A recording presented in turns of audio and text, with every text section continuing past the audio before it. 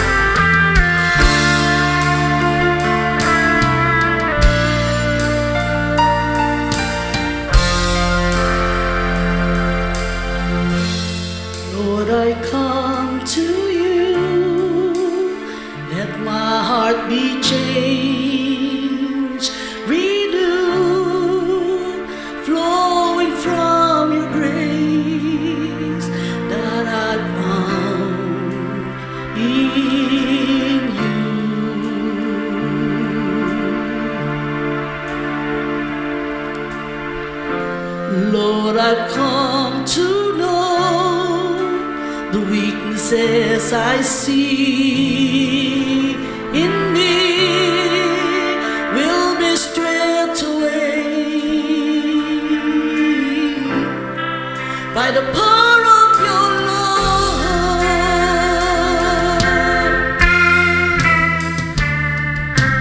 Hold me close, let your love surround me. Bring me near, draw me to your side.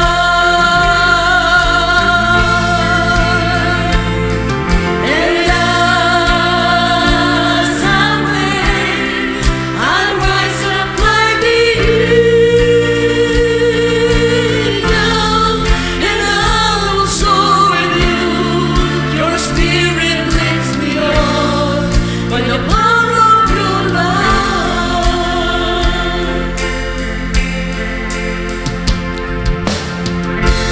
Lord, unveil my eyes, let me see you face to face, the knowledge of your love as you live in me.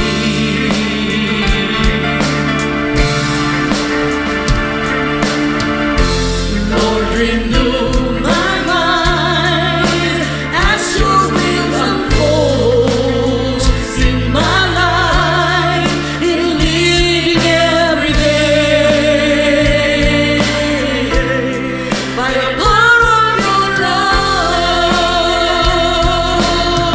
Hold me close, hold me close, let your love surround me. Oh, bring me near, draw me to your side, draw me to your side.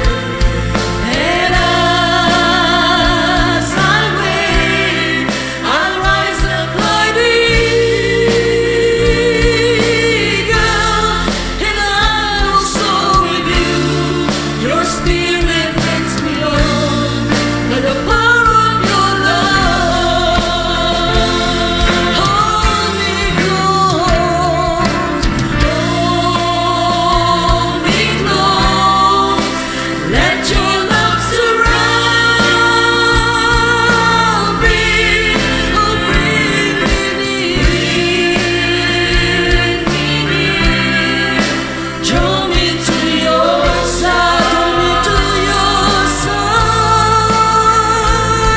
And as I wait, I'll rise up like the eagle, and I will soar with you. Your spirit leads me on by the power of your love. And I will soar with you. Your spirit leads me on by the power of your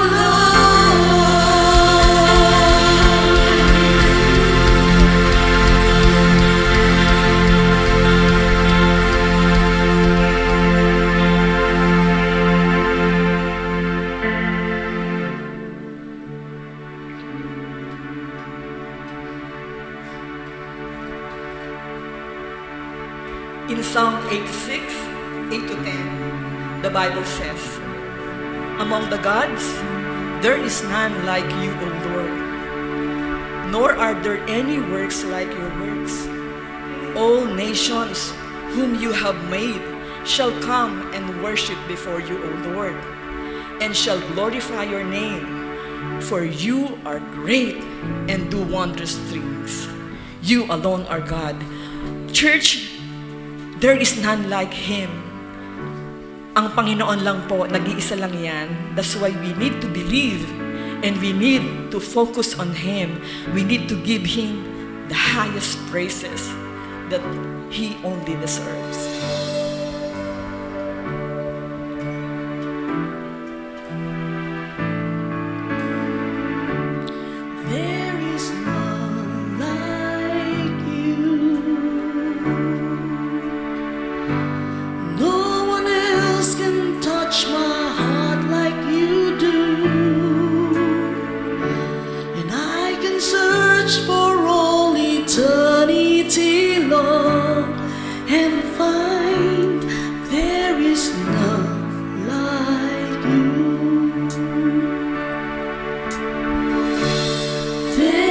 is none like you. No one else can touch my heart like you do. I can search for all eternity, Lord, and find there is none like you.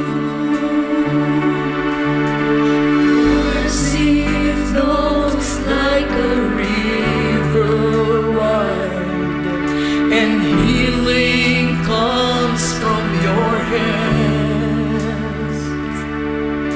Suffering children are safe in your arms. There is none like you. There is none like you. No one else can touch my heart like you do. I can search for all eternity, Lord, and find there is none like you. There is none like you. Oh, there's no one else. No one else can touch my heart like you do. Oh, and I can search for all eternity, Lord, and find there is none like you. There is none like you. No one else can touch my heart like you do. I can search for all eternity, Lord, and find there is none like you. There is none like you. No one else can touch my heart like you do. I can search for all eternity, Lord, and find there is none like you. I can search for all eternity, Lord, and find there is none like you.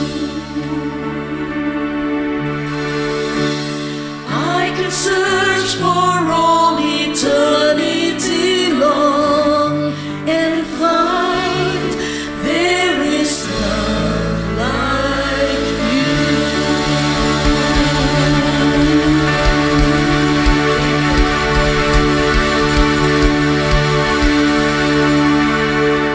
Yes, Lord. Wala kang katulad. Wala kang kapantay. Ikaw ay nag-iisa. Ikaw ang hari ng mga hari, ang Panginoon ng mga Panginoon. Ikaw lumikha ng lahat ng mga bagay. Ikaw ang nagbibigay ng lahat ng aming kailangan. Ikaw ang nagpapatawad sa aming mga kasalanan. Walang iba na pwedeng gumawa noon. At para mangyari yon, Panginoon, salamat. Pinadala mo ang iyong bugtong na anak. Sa pamamagitan niya, yung aming mga kasalanan, kung kami nananampalataya sa Kanya, ay nakakalimutan niyo kung gaano kalayo ang kanluran sa silangan. Ganon mo, Panginoon, kinalimutan ang aming mga kasalanan.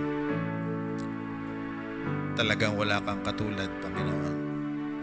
Wala kang katulad sa iyong pag-ibig. Wala kang katulad sa iyong tiyaga sa amin. Wala kang katulad sa kapangyarihan. Kaya, Panginoon, sa umagang ito, malapit kami sa iyo in behalf of our nation. Panginoon, hinahanap namin na magkaroon talaga ng maliwanag na direksyon ang aming bansa. Hinahanap namin, Panginoon, na magkaroon ng tunay na pagunlad ang lahat, Panginoon. Naway makita namin ang daan. Alam namin ang daan ay kayo. Subalit may magagawa kami, Panginoon, lalo na sa susunod na araw. Aming dalangin na ang tanging mapili ng mga tao ay ang mga taong malinis ang layunin. Hindi sariling kapakanan, hindi sariling agenda, kundi yung kapakanan ng bayan. Lord, tulungan mo na maging matalino na ang mga tao, na makita nawa nila na ang higit na naapektuhan ay sila. Sila na nagsisikap na sumunod sa batas.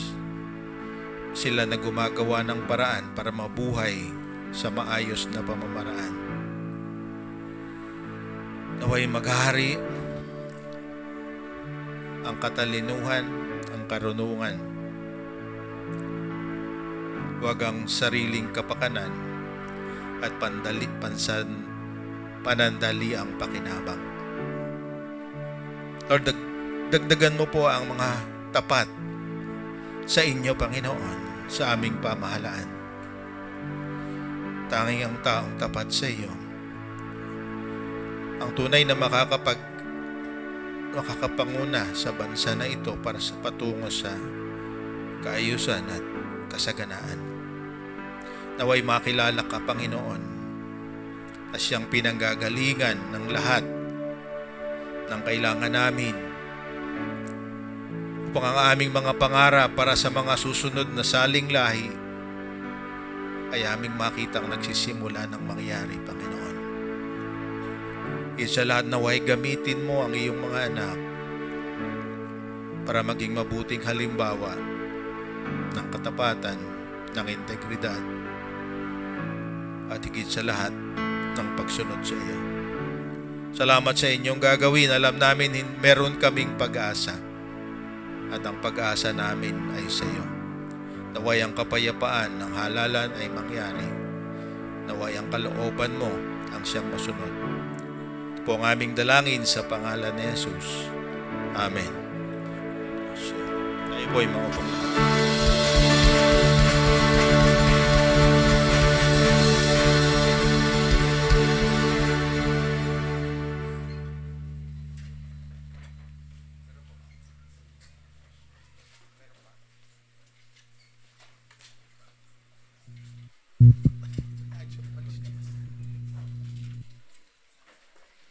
Akala ko meron pa ka. Kakanta yata ngayon si Kuya Aga. So, special day today. Parang kukunti yung nanay na narito. So, nakakainggit ang mga babae kapag Mother's Day. Lamang na lamang sila. May bulak-lak na kung ano-ano pa. Kaming mga tatay, pagka nabigyan kami ng panyo, masaya na kami.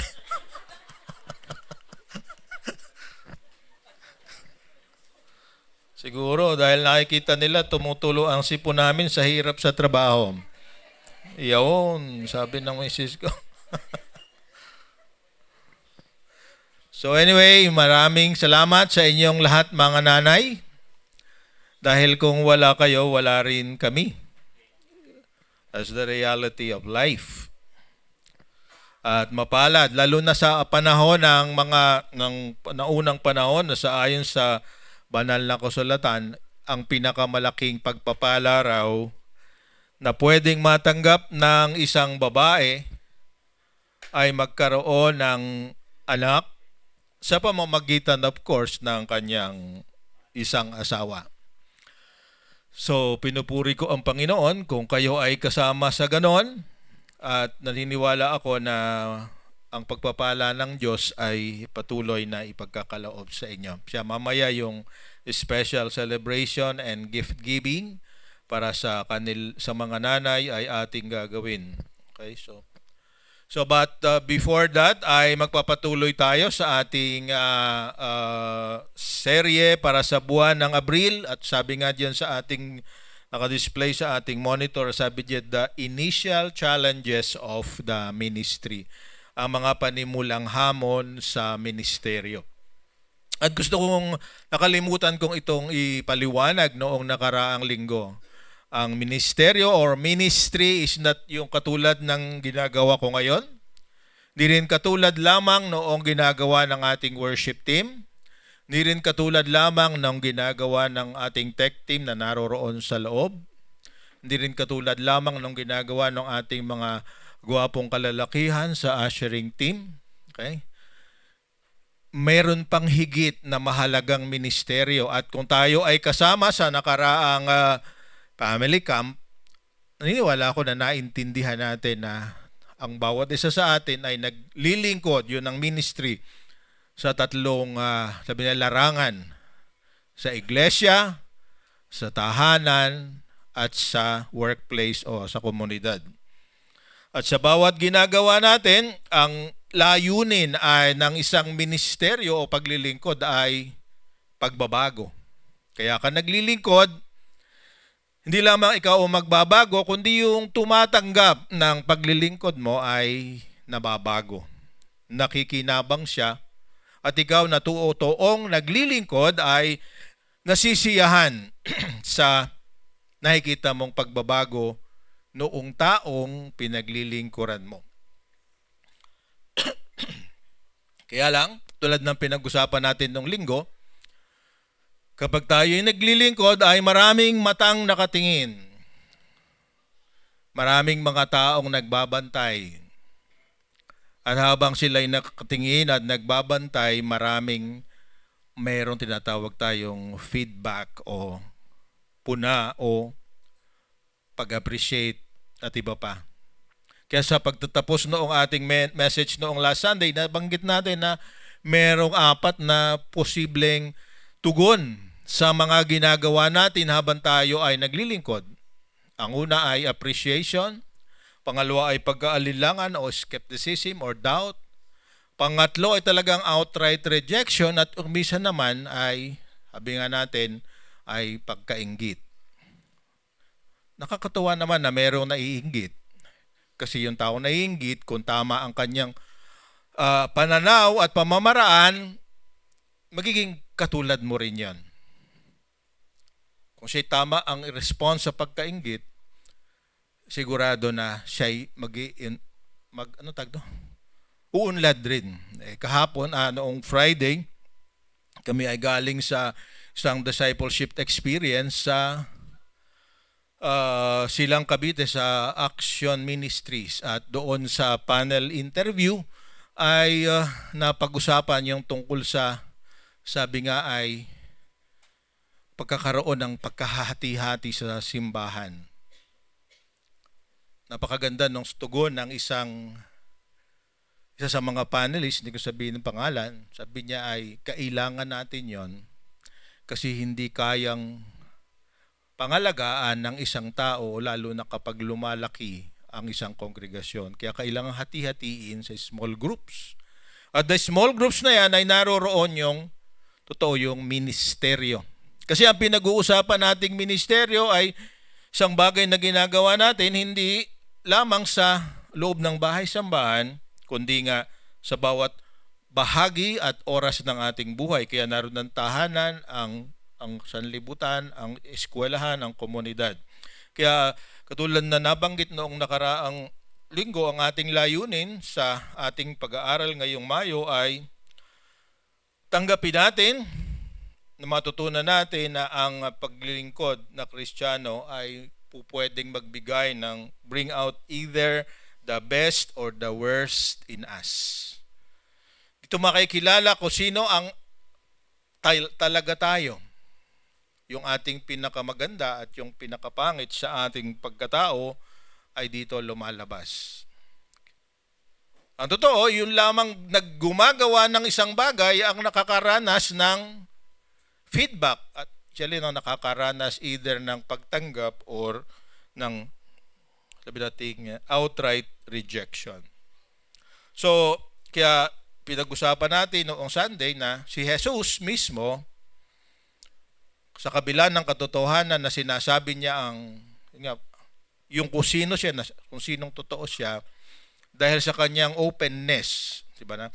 Dahil sa kanyang authenticity na natin naririnig, dahil sa kanyang transparency, muntik na siyang patayin na wala sa panahon.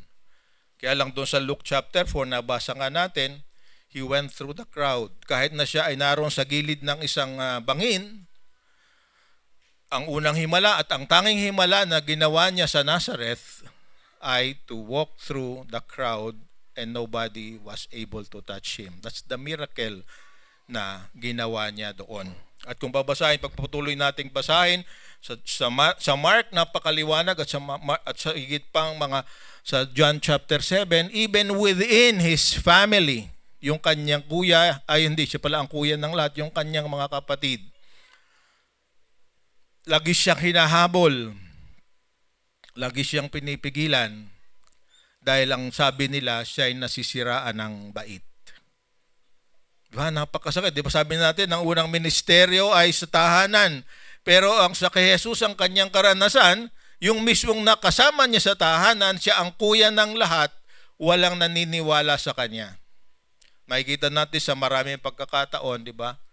Hinahabol siya, pinipigilan siya kasama yung kanyang nanay. Sinusundo siya habang ginagawa niya yung ministeryo.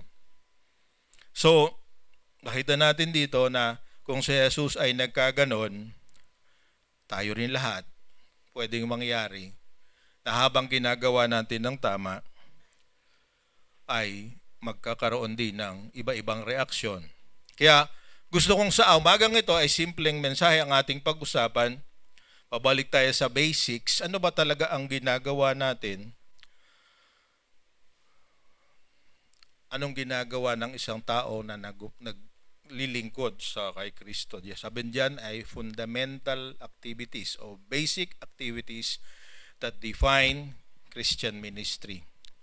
At ating pag-aaralan yung Luke chapter 4, 31 to 44.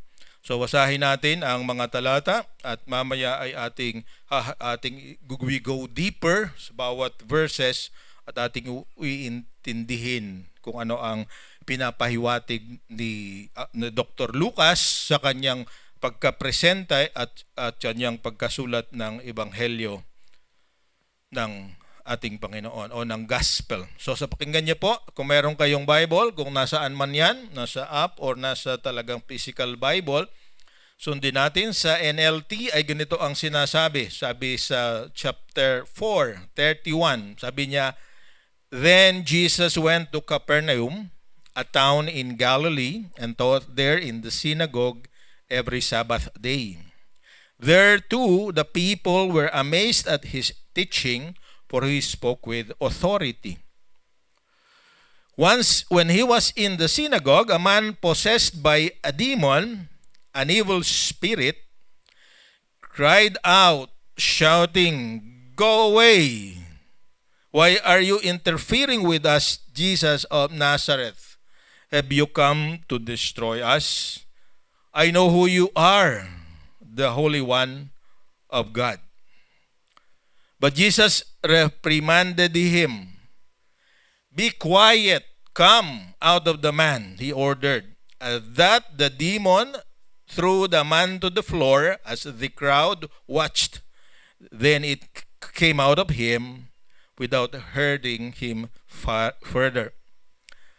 Amazed, the people exclaimed, What authority and power this man's words possess. Even holy spirits obey him, and they flee at his command.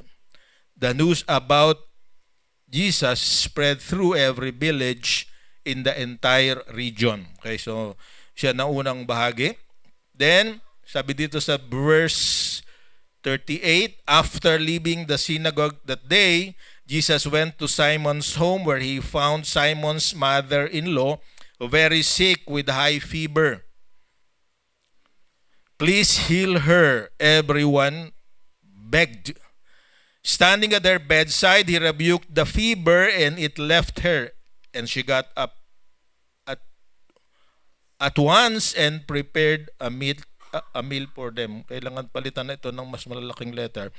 Okay. As the sun went down that evening, people throughout the village brought sick family members to Jesus. No matter their diseases were, the touch of his hand healed everyone. Many were possessed by demons, and the demons came out at his command, shouting, "You are the Son of God."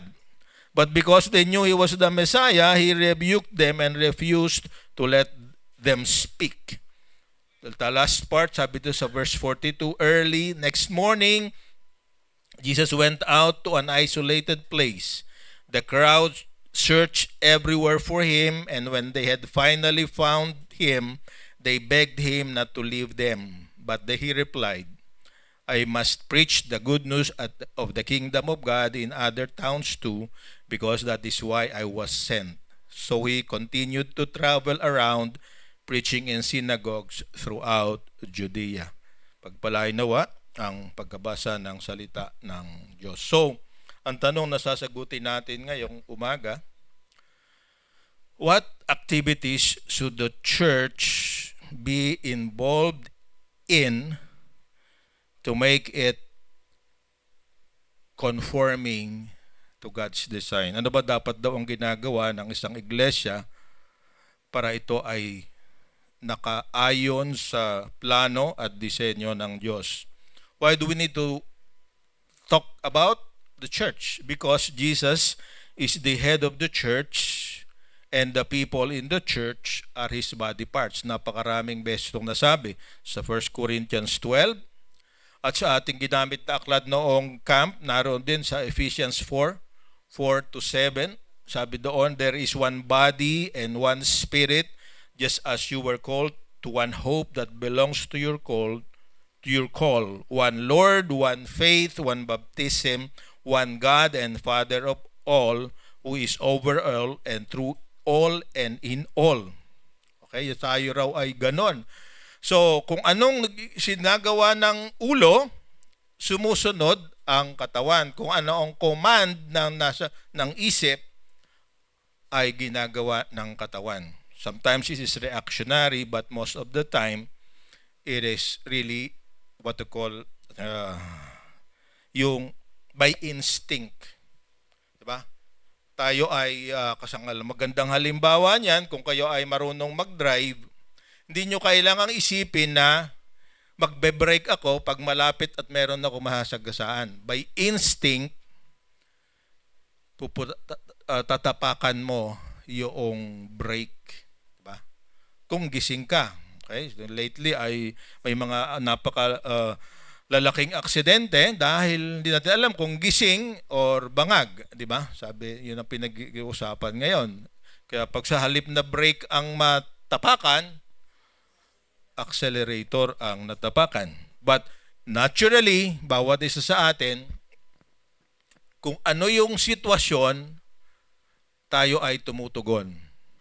Ang nakakalungkot, ang gusto ng Panginoon na siyang ulo ng iglesia ay ganito, pero tayo na bahagi ng kanyang katawan, kung minsan ay napakahirap pasunurin. Di ba? Kasama ako dyan, kasama tayong lahat. So, pag-usapan natin, ano ba talaga ang dapat nating ginagawa? Kasi ang isang iglesia katulad ng sa atin is nakikilala dahil sa kanyang mission, sa kanyang mission o kanyang layunin kung bakit siya nag-exist. So, at sa habang pinapursu o hinahabol mo yung katuparan ng iyong mission, meron kang tinatawag na pamamaraan o method. So, nabanggit ko rin ito doon sa ating family camp, mission and method. Diba? Kung anong mission mo, nagbabago ang iyong pamamaraan. Isang halimbawa, meron nga sabi si Jim Putman, na ulitin ko para malaman ng lahat kahit hindi nagpunta sa camp, 4 ang nabanggit niya. Kapag ang isang iglesia o isang isang simbahan ay designed for be educational, ang focus ng mga pastor at ng mga leaders ay turuan kayo ng turuan. Turuan ng theology, turuan ng mga bagay tungkol sa Panginoon, turuan ng doktrina, turuan ng mga pasasalamat. Kaya ang sentro ng lahat ng ginagawa ay Bible study. It's good. Wala namang masama. Kaya punong-puno ng karunungan, kayang explain lahat ng mga bagay tungkol sa kanyang pinaniniwalaan. That's very good. Kaya lang, yun nga, kung minsan nakakalimutan na kaya ka tinuturuan ay ito'y kailangan mo para makapamuhay sa paraan na nararapat sa Diyos. So yun ang tinatawag nating educational. Meron namang pangalawa, ang kanya ay attractional. Kaya ang gusto niya ay yung makakaakit sa marami. Kaya ang ginagawa nila ay ine-entertain. Kaya nga ang simbahan kung minsan ay naroon yung pinakamagagandang gamit para sa entertainment. Diba? May mga ilaw, may mga magandang projector, minsan ay LED pa nga, mayroong magagandang awit, magagandang, minsan may mga drama, at napakalamig ng simbahan, di ba? Very conducive para makatulog ka. Kasi meron nagpupunta sa sinihan para matulog lamang, di ba? So, na-entertain siya. Okay, so wala pa namang inaantok, mamaya ng konti. So, entertainment. Kasi nakakaakit sa iba, sa mga kabataan, iba-ibang tunog, iba-ibang bagay, maraming activity na nakakatuwa, kumisan nakakatawa. Pero nakakalimutan, kumisan yung mission niya ay hindi to entertain but to correct. Di ba? So, pangatlong uri ay yung tinatawag na missional.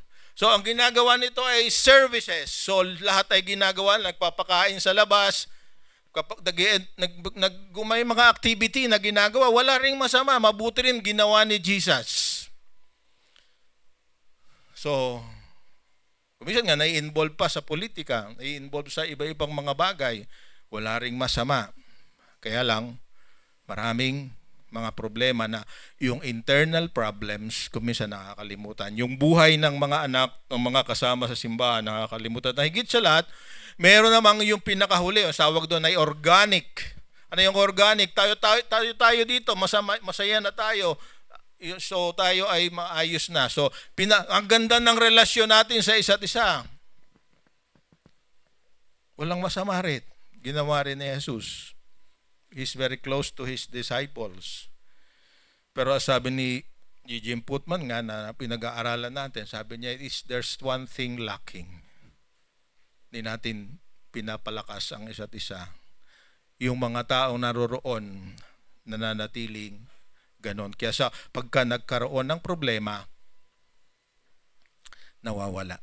Because we are not able to help them grow.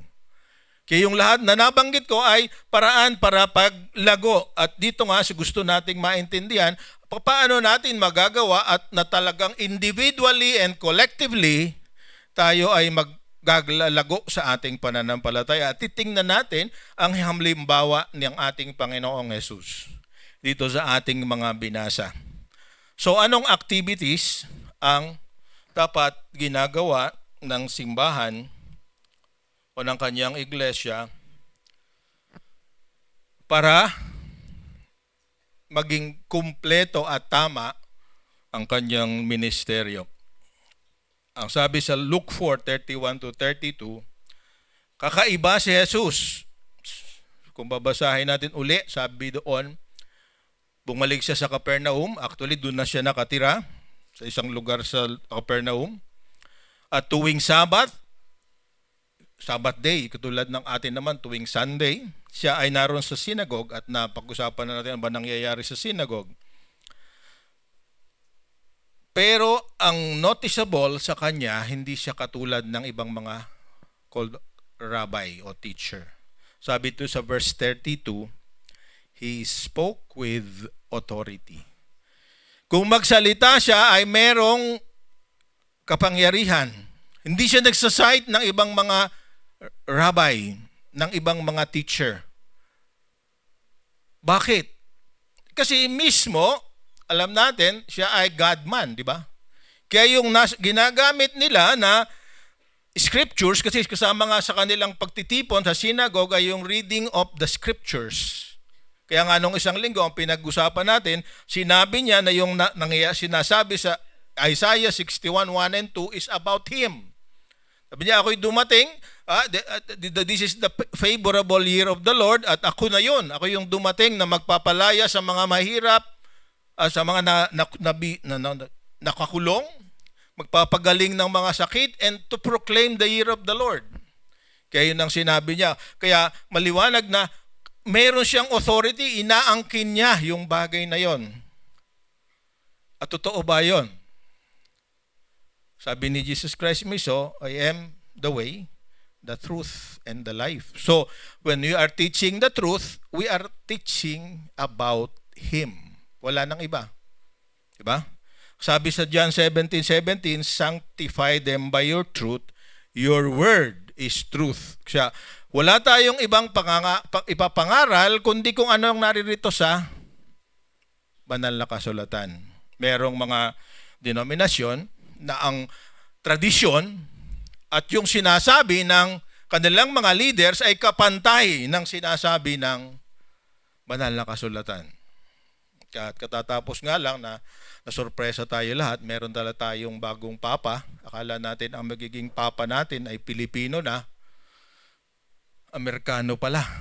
He is the first American Pope. Hindi ko alam kung ano ang lesson na implication nito sa end times. Ating mga Latino, mga Italiano, at dalawang bansa, dalawang kontinente ang umaasa na mayroong magiging papa. Isang Africa at isang Pilipinas. Pero ang naging papa ay si Papa Pope Louis XIV. Di ba? Leo pala. Alam mo sinabi ko? Si Louis kasi kasama ko sa tatlong araw kami magkasama ni Louis. Leo pala, Leo XIV. Okay? Pero hindi ang usapan natin. Ang problema doon, yun nga, yung sinasabi niya, kaya nga dami na agad reaction na nangyayari kasi they recalled that the stand of this man 12 years ago is directly opposite sa stand ng namatay na Papa about LGBTQ plus Catholics. So meron ako mga article na binabasa. So nagkakaroon ng kaguluhan. Pero tayo na mga anak ng Diyos, kung dito lang nakabase ang ating pinag-uusapan, then ang tinuturo natin ay katotohanan. Di ba? Scripture alone. Amen? Hindi tayo magdadagdag, hindi tayo magbabawas. So, kailangan Scripture alone. Kasi sabi sa 2 Timothy 3:16-17, talagang ito ang kailangan natin. Wala nang iba.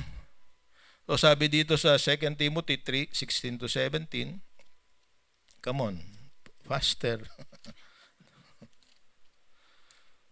The Scriptures, makapagpahinga rin naman kayo ng pakikinig, okay? So that you can absorb. Sabi niya, all Scripture is inspired by God and is useful to teach us what is true and to make us realize that what is wrong in our lives. Diba? Ito yung layunin ng ministry. What is to make us realize what is wrong in our lives. It corrects us when we are wrong and teaches us to do what is right. God uses it to prepare and equip His people to do every good work. Ito yung translation sa NLT. So, ang katotohanan na ang nanggagaling sa mga kasulatan na may kinasihan ng Diyos sa wikang Tagalog ay kapakipakinabang sa pagtuturo para maituro ang totoo at ang tama sa ating buhay. So that's what we want to do. So ito ba'y totoo? Sa akin sa 2 Peter 1:20-21, totoo ito dahil sabi doon, 2 Peter 1, sabi doon, tama ba? 2 Peter 2 pala. Okay? All scripture, 1 Peter ba? Mali ang akin na isulat yata. Nire-recite na ni ate ng ating maraming memory verse. Siguro ate Oda. Diba? All scripture is God breath. Diba? And men, that, right? This without the guidance of the Holy Spirit. So, kaya naniniwala tayo. Ayan, nakita ko na. Talagang kailangan palitan ng malaking letra. So, 2 Peter, tama pala naman, 21. Pasensya na kayo ha. At least dalawang bagay ang nakikita ko na sarili ko. Lumalabo ang mata at madaling makalimot. Okay? Baka limutan ko na nariyan pa pala kayo. So, so above all, you must realize that no prophecy in the scripture ever came from the prophet's own understanding or from human initiative. No, those prophets were moved by the Holy Spirit and they spoke from God. So that's what we believe. That's what we stand for. That's the truth. Ang bunga ng katotohanan, sabi sa John 8:32, and you will know the truth and the truth will set you free. Okay? Kaya kung hindi natin alam ang katotohanan, magiging alipin tayo ng kamangmangan. Pag hindi natin alam ang ating ginagawa, napapahamak tayo. So we need to know the truth. Kaya ito yung dapat ginagawa ng bawat ministeryo.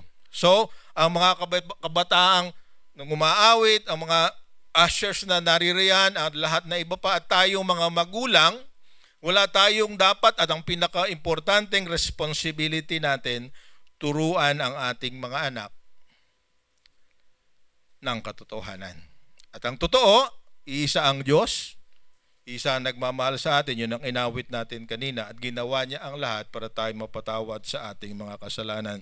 Sabi sa Proverbs 14-17, ito ang maging mabigat ko minsan.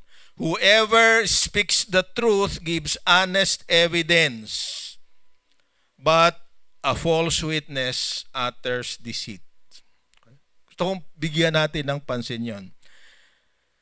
Kung sino man daw ang nagsasalita ng katotohanan, kailang magbigay ng tapat na ebidensya.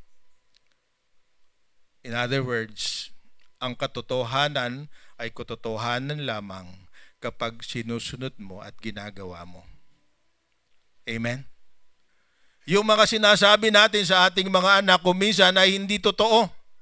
Kasi meron tayong mga habits na dahil hindi ka pa, yung ginagawa ko, wag mo sundin. Ang sinasabi ko, yun ang iyong gawain. So, sino nangyayari? Confusion, rebellion. Kasi sabi nga ni Jesus, kailangan na makita sa Kanya. He is the model teacher.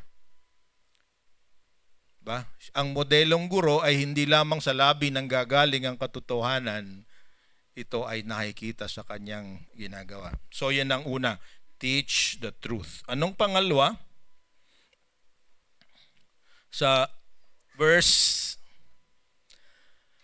33 to 37 at verse 41. So sabi na nasa sinagoga sila, ibig sabihin yung simbahan noon. Sabi doon ay sa loob ng simbahan ay may kasama silang demonyo. Nagsisimba rin pala. Totoo naman, pumupunta nga sa langit, di ba? Sabi sa Job, nung tawagin ang lahat ng mga anghel, present din siya. Kaya wag tayo magulat na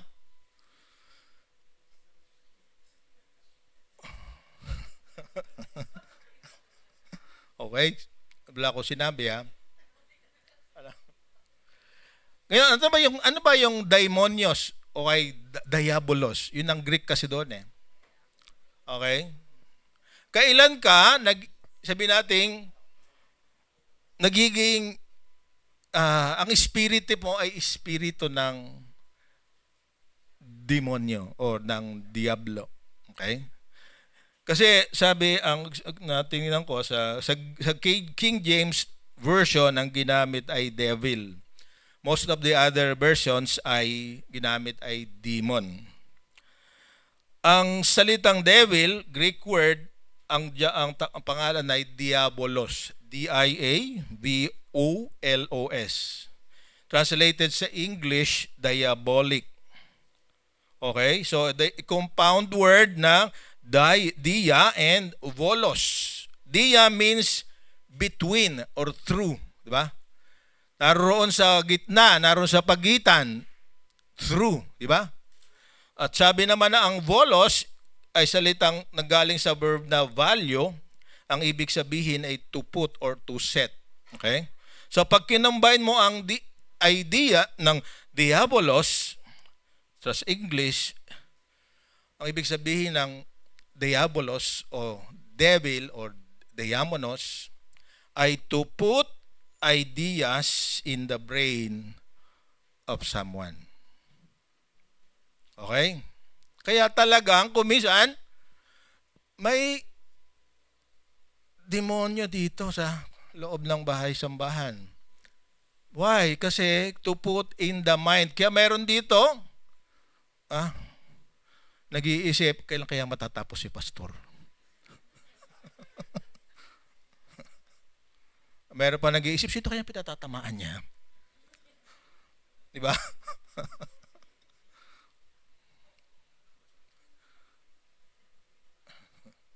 Bakit ako yata ang sinasabihan niya? That's the demon. Pag binalikan natin yung Greek, kaya talaga nasa simbahan yan. Kasi meron nagpupunta sa simbahan kasi I must. Kasi obligasyon ko to eh. Pag umabsent ako, baka mabawasan ang blessing. Pag wala ako doon, hindi ako totoong Kristiyano. So, naroon. Kaya kailangan natin si Jesus kasi nung maramdaman ni Jesus na merong taro doon, ang higit sa lahat nakakahanga sa demonyo ay kilalang-kilala si Jesus. Yung mga tao, ang pagkakilala sa kanya, kaya nga babatuhin siya, si anak ni Jose, isang karbintero. Sabi natin, isang mababa sa lipunan. Pero, ang demonyo, ang diabolos, ang daimonos, sabi niya, you are the Holy One of God. Dapat ba tayong masurpresa? Sabi sa James chapter 2 verse 19, ang demonyo raw, kilalang kilala si Jesus, at kag nakita siya, nanginginig siya. James 2:19. Natatakot siya. So, the Holy One of God. Kaya nga sabi niya kaagad, nang makita niya si Jesus, sabi niya, go away. Umalis ka rito. So, ibig sabihin, katawa ito, natatawa ko kuminsan, kung lahat ng naroroon, ano nagbigay sa karapatan doon sa demonyo na paalin si Jesus? Kasi baka naisip ko baka gathering ng mga demonyo yung nangyayari doon sa synagogue. Sa mga tingin na ni Ate Erna. Kasi bakit niya ang mayroong ang tanging may kapangyarihan na mag-drive sa magtataboy ng isang tao, let's say sa isang lugar, ay yung may otoridad. So naniniwala ang demonyo na siyang may authority dito sa synagogue na ito, kaya pinapaalis niya si Jesus. Are you following? Diba? Pero hindi niya alam, mas makapangyarihan si Jesus. Kaya nga sabi diyan, exposing and confronting evil. Pero hindi ko ibig sabihin, lahat ng narito susuriin natin, ito kaya ay sa demonyo o ito kay Kristo. Kasi yun nga, kaisipan. Anong tingin mo sa katabi mo ngayon? Nagtitinginan. Of course, yung tatlong Maria, ay kulang yung isa. Miss na ang isa, kaya ang saya nilang dalawang magkatabi ngayon, di ba? Yung mga paborito kong senior citizen. Di ba? So, tuwan-tuwa tayo makita. Pero, maaaring naririto rin. Meron yung taong kinaiinisan mo, naririto rin. Kaya, in the name of Jesus.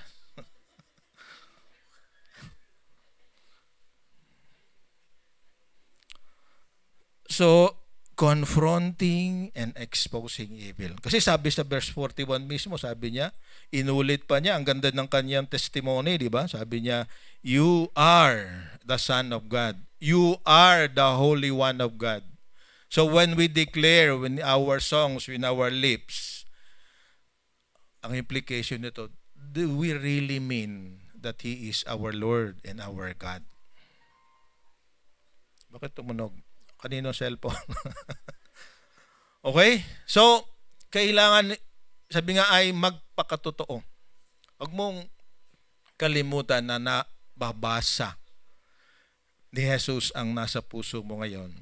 At sana, isa ang dahilan natin kung bakit naririto tayo ngayon. All other reasons ay mababaw.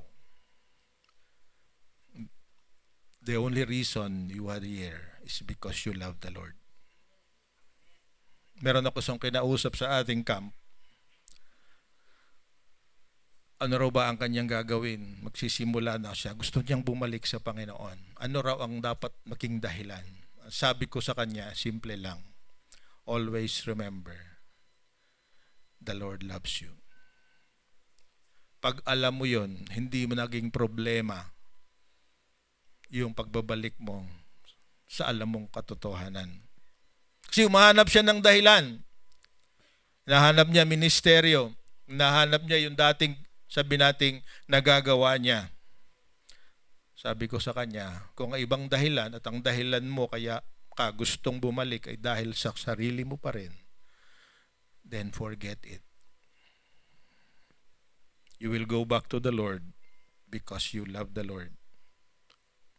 So, exposing and confronting evil. Pangatlo, sa ibang binasa natin kanina, hindi ko na babasahin yung mga naroroon kasi dahil nga sa yung sabi inaalihan ng masamang espiritu ay biglang tumahimik, sabi nga ay nangisay pa do sa wikang Tagalog. Okay? Nang sabihin ni Jesus na sabihin sa kanya na be quiet, come out of the man, di ba? Ang tao sabi dito lahat ay amazed. Hangang-hanga sila. Okay? Kaya naalaala ko rin, pag narito kayo, dahil hangang-hanga kayo sa ganda ng ating service at hangang-hanga kayo na parang maliwanag ang pagpapaliwanag ko, umuwi na kayo. Hindi ako ang dapat makita natin dito. Amen? We love the Lord. That's the only reason. Kasi meron tayong mga tinetrain ng mga pastor na mag-preach. Ayaw. Kasi akala nila sila ang tinitingnan. Now, I hope that you are looking at Jesus right now. They were amazed with Jesus. I hope every one of us has that attitude. Pangatlo, na dapat ginagawa ng isang tamang ministeryo is practicing compassion. Kung babasahin natin yung verses, bakit naging comparison na yan? Hindi akin yan, ha? Compassion na nasa outline ko, yun ang pinadala ko. Oh, yan ang ginagawa natin kumisan dito. Yeah. Nadulas tayo, ha? Practicing compassion, not comparison.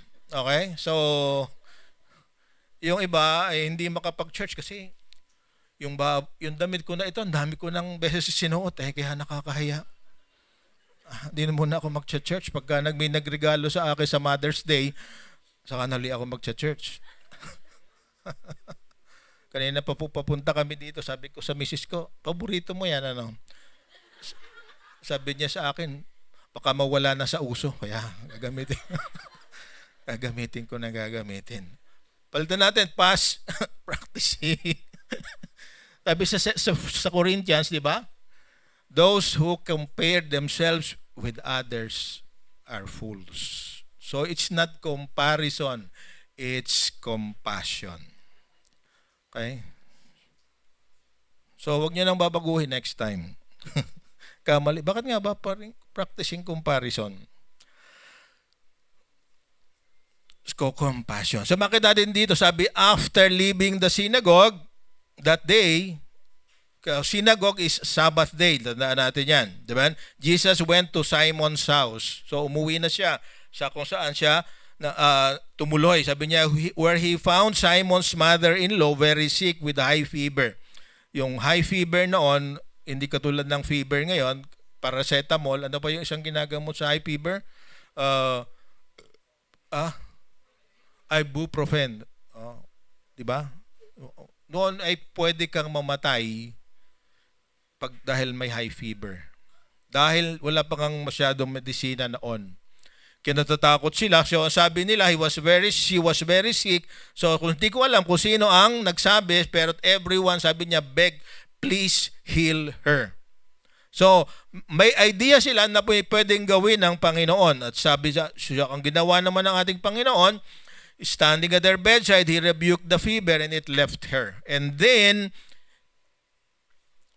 she got up at once and prepared a meal for them. Anong ibig sabihin nito? Talagang miracle ito, di ba? Kasi tayo, kahit na kakain na tayo ng ano sabi niyo? Paracetamol at nariyan ba si doktora? Ayun. Di ba? Mahina pa rin tayo. Di ba? Hindi tayo biglang makakabangon. Kaya ito'y talagang himala. Kasi po pwede sabihin ng iba, nagkataon lang. Di ba? Naniniwala tayo kung minsan merong coincidence na papagaling na talaga siya, dumating si Jesus, na-excite, gumaling na talaga. But the fact that she was able to serve immediately, that's the miracle. Tama? Kasi ang natural na dapat nangyari, magpapahinga siya until her full recovery. Ito, immediately, hinawakan ni Jesus ang sabi, tapos ay nakapagtrabaho na kaagad. So this is actually a miracle. So ito yung paraan na kailangan kaya sinasabi nating practicing compassion, na awa siya dahil lahat ay begging for her, for her na pagalingin siya. Ibig sabihin, meron din tayong magagawa. Isang bagay na practicing compassion is not only to, let's say, visit the sick or pray for them. Kailangan siguro matutunan din natin na pagdadalaw tayo sa may sakit, hindi lamang gamot ang dala natin, kung ano mang bagay. Katotohanan, of course, tulong.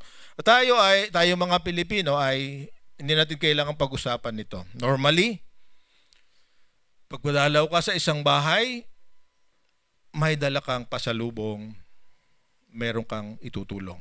So, practicing compassion. So, gusto ko makita natin na ito ang ginawa ni Jesus. And sabi dito sa verse 40, sabi niya, as the sun went down that evening, ito rin ang isang bagay na gusto ko ma-realize natin. Sabbath, walang dapat gawin, pero si Jesus, inintay niya matapos ang Sabbath bago siya nagsimula ng healing pa sa iba. So the sun went down. Ibig sabihin, gabi na. At sa gabi na yon, magdamag siguro siya. Sabi doon sa verse 40, no matter what their diseases were, the touch of his hand healed everyone. Many were possessed by demons, and the demons came out of his shouting, "You are the Son of God." Pero pinatahimik sila. Sabi, but Jesus, because they knew he was the Messiah, he rebuked and refused to let them speak. Ang ginawa sa mga demonyo. So, ibig sabihin, kung minsan tayo rin, bakit ba hindi tayo nagiging effective sa ating ministry, sa ating evangelism? Siguro ang iisipin natin, ano ba yung pakikinabangan ng tao at kailangan nila at doon ang ibigay natin sa kanila. Hindi lamang words, kundi in deed. So, ang pinakahuli is what we call maintaining health and strength. Hindi dapat na wala ng pahinga. Meron ding pahinga ang bawat isang nagmiministeryo. Kasi yan ang ginawa ni Jesus, di ba sa verse 42, early the next morning, Jesus went out to an isolated place. Sa Mark 1:35, ito rin ang sinabi na pagkatapos na siya ay magministeryo, ang sabi ay, sa Mark 1:35, ito ang sinasabi, before the daybreak the next morning, Jesus got up and went out to an isolated place to pray. So, kung gusto nating manatili, napaka-importante yung ating total well-being, spiritually, physically, emotionally, intellectually. Kailangan may regular periods of rest and recreation. Yun ang ginagawa ni Jesus. So kung ikaw man, ano bang ministeryo? Kasi sabi nga natin, ministeryo na ginagawa natin ay yung mismong trabaho natin. Kung hindi ka na nagpapahinga, mas malala yun kaysa hindi ka nagtatrabaho. Merong pagod na sa kapapahinga. Di ba? Narinig niyo na ba yun?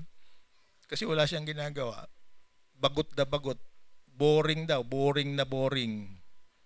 Bakit boring na boring? Kasi walang ginagawa. At kung may magagawa, ang ginagawa ay ML. Yung bagang hindi totoo. Nadabanggit na naman yung mga kabataan. Nagulat ako doon sa isang natuklasan ko, ang leader ng kanilang ML, yung pastor nila. Kaya sabihin ko saan. Okay? Kasi kailangan daw samahan mo sila sa gusto nila. Pero napupuyat, kinabukasan may service, ang pastor inaantok, kasi alas 4 na, kalaban pa niya ang lahat ng mga kabataan sa ML.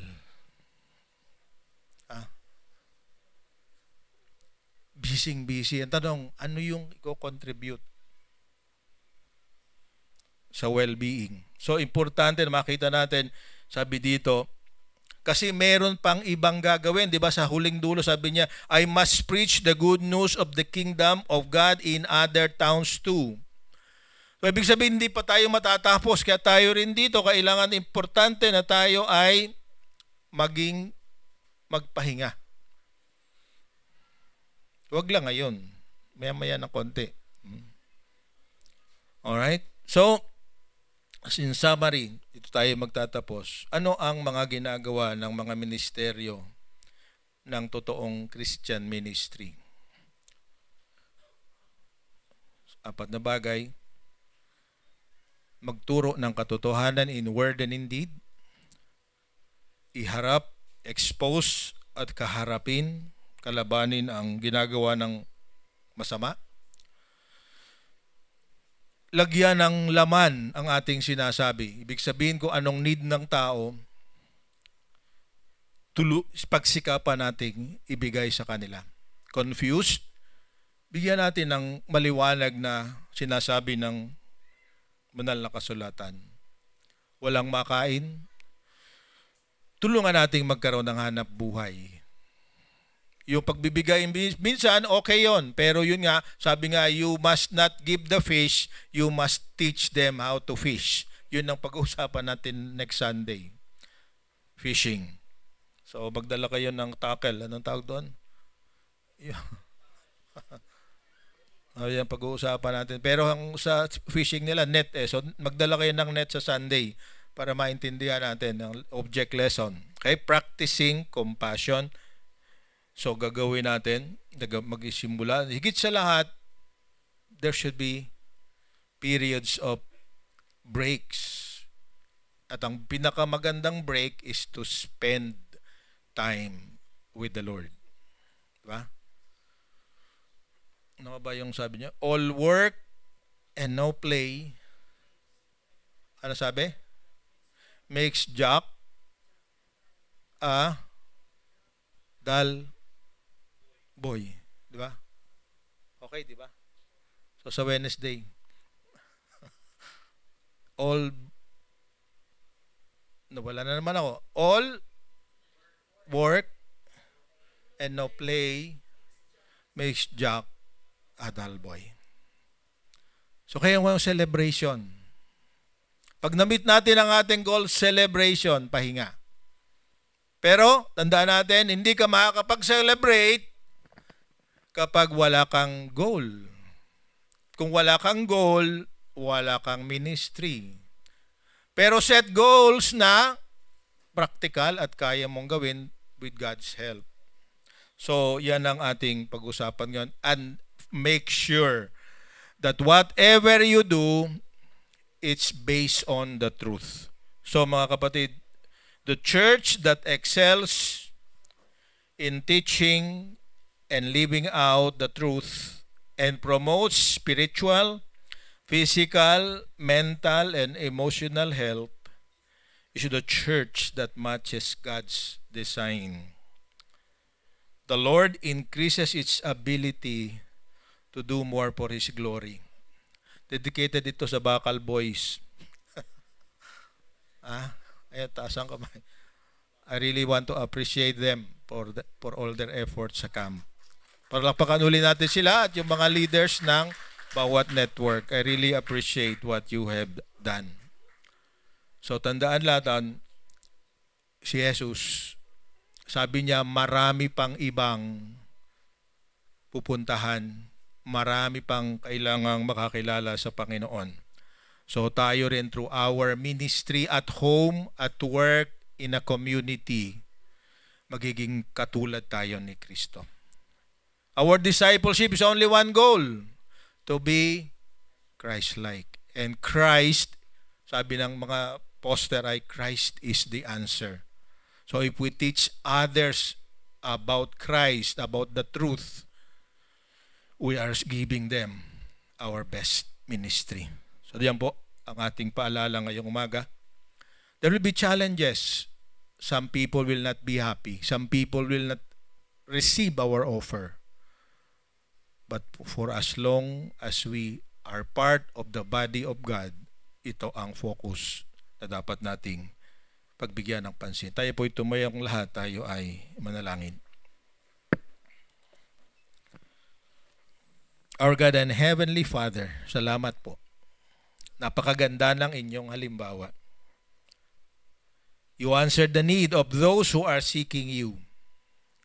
You expose them to the truth and you expose evil that prevents the truth from growing in circulation and in practice. So Lord, kami rin na naririto sa inyong harapan, nais naming bigyan mo kami ng maliwanag na focus sa bahagi namin sa iyong banal na katawan, sa iyong kaharian. Alam ko, Panginoon, bawat isa sa amin ay binigyan mo ng iba't ibang kakatangian at kakayahan.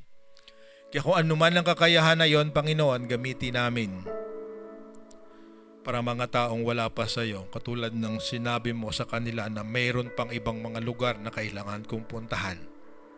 Kami rin, Panginoon, napakarami pang lugar.